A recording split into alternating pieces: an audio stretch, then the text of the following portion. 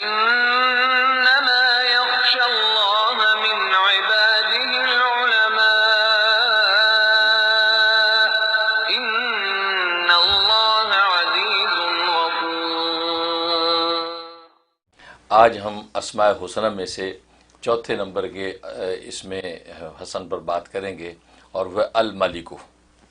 پہلے ہم نے اس میں ذات اللہ پر بات کی تھی، اس کے بعد الرحمن پر گفتگو ہوئی، پھر الرحیم پر ہوئی، اور آج الملک۔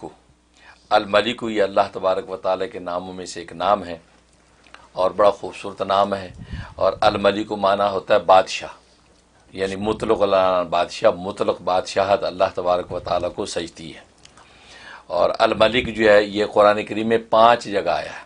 اچھا، جیسے قل اعوذ برب الناس، ملک الناس، فتعال اللہ الملک الحق المبین۔ تو یہ ملک 5 جگہ جو ہے قرآن کریم میں آیا ہے، اور یہ بڑا عجیب و غریب نام ہے، اس میں بڑی طاقت اور بہت زیادہ دولت ہے۔ اگر کوئی طاقت اور دولت چاہتا ہے تو اس نام کا ورد کرے۔ چنانچہ یہ ہے کہ اگر کوئی چاہتا ہے کہ وہ دولت مند بن جائے، مالدار بنے، تو الملک جو ہے اس کا ورد کرے طلوع شمس کے زوال شمس کے وقت۔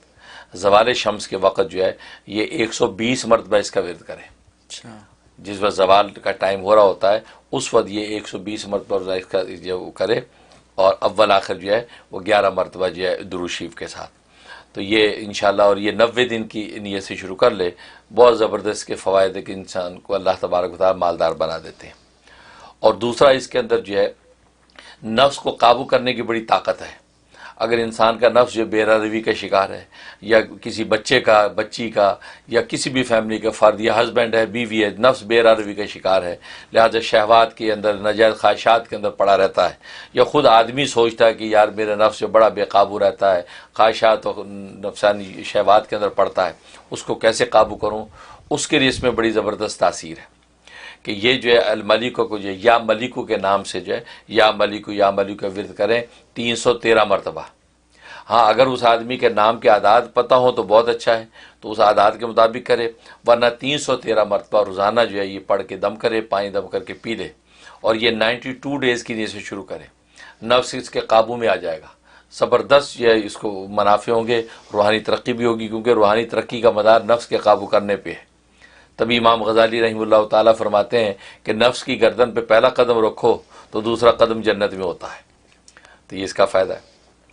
اور تیسرا جو ہے اس کے اندر جو ہے کوئی حاجت آپ کی پوری کرنا چاہتے ہیں، کوئی دلی مراد ہے جو آپ چاہتے ہیں پوری ہو جائے، تو اس کی میں 1 دن کے لیے پڑھنا کافی ہے، اور وہ طلوع شمس کے وقت، جس وقت سورج طلوع ہو رہا ہے اس وقت آپ بیٹھ جائیں، اول آخر 11 مرتبہ درود شریف، اور درمیان میں یہ 3000 مرتبہ پڑھنا ہے، یا ملکو یا ملکو یا ملکو کر کے جو حاجت اللہ کے سامنے رکھ دیں وہ مراد اسی دن پوری ہو جانی۔ یعنی 1 دن پڑھنا کافی ہے، لیکن اگر بالفرض ہماری قلبی قساوت کی وجہ سے وہ اس نام کا اجلال نہیں ہوا، ٹائم لگا، تو 11 دن میں تو کوئی ایسی بات ہی نہیں کہ آپ کی حاجت پوری نہ ہو۔ اور ظاہر ہے کہ آج شب و روز ہماری حاجتیں، مشکلات، دلی مرادیں، من پسند شادی ہو جائے، کاروبار کھل جائے، ترقی ہو جائے، کیا کچھ انسان نہیں چاہتا، تو 3000 مرتبہ جو ہے 11 دن کے اندر یقیناً کام ہوگا۔ یہ کا فائدہ۔ اور ایک فائدہ یہ کہ اگر بادشاہ وقت ہے، اور بادشاہ وقت یہ چاہتا ہے کہ رعایا میری تابع دار رہے، مطیع رہے، فرما بردار رہے، اور جو احکامات جاری کروں اس کو مانے، اور کسی قسم کی مخالفت نہ کرے، خاص طور پہ جو اس کے مخالفین ہیں اور وہ بڑے سرکش قسم کے لوگ ہیں اور من مانیاں کرتے ہیں۔ آج کے زمانے میں آپ اپوزیشن کہہ سکتے ہیں، آپ کی اپوزیشن ہے مثلا، تو اس کو قابو میں رکھنے کے لیے تاکہ وہ مطیع فرما بردار رہے، اس کے لیے بادشاہ وقت کے لیے زبردست طاقت ہے اس میں۔ اس کا طریقہ یا تو بادشاہ وقت اپنے نام کے اعداد نکلوا لے کہ میرے نام کے اعداد کیا بنتے ہیں، اتنے اعداد بنا کے اتنی دفعہ پڑھے، ورنہ جو ہے 1111 مرتبہ، 1111 مرتبہ جو ہے یہ وہ اس کا ورد کرے روزانہ، اور کوئی ایک نماز کا وقت رکھ لے، اس نماز کے بعد روزانہ ورد کرے، اور یہ 71 ڈیز کی نیت سے شروع کر لے، انشاءاللہ کوئی وجہ ہی نہیں ہے کہ ان کے مخالفین جو مطیع نہ ہو جائے۔